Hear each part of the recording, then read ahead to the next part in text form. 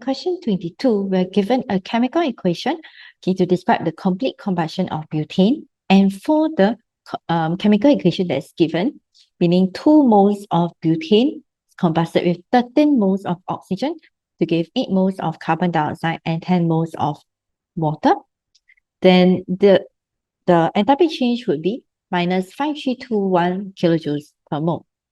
So with 10 cm³ of butane and 150 cm³ of oxygen being reacted together, we need to find the total amount of energy that is released.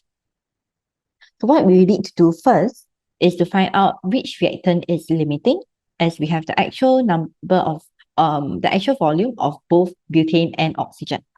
Being that they are both gases, we can apply the volume ratio.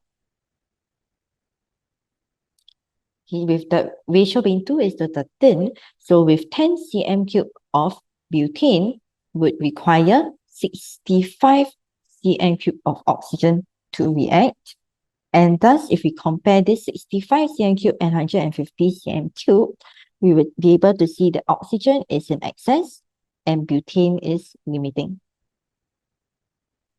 This first step, determining which reagent is limiting, is important as we need to know exactly how many moles of this reaction are going to occur so that we'll be able to calculate the actual amount of energy released. So having determined that the butane is limiting, we are going to make use of the limiting reagent with these 2 moles of butane that is shown.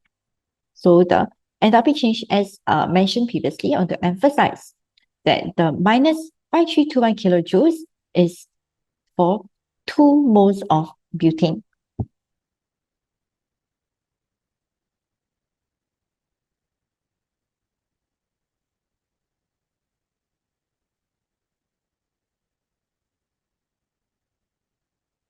Okay, so we'll actually calculate now the amount of energy released.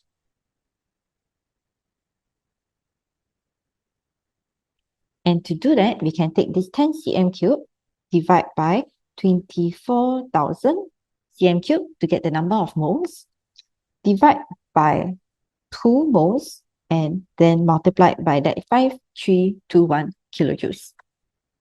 And this would give 1.11 kilojoules, and thus the answer would be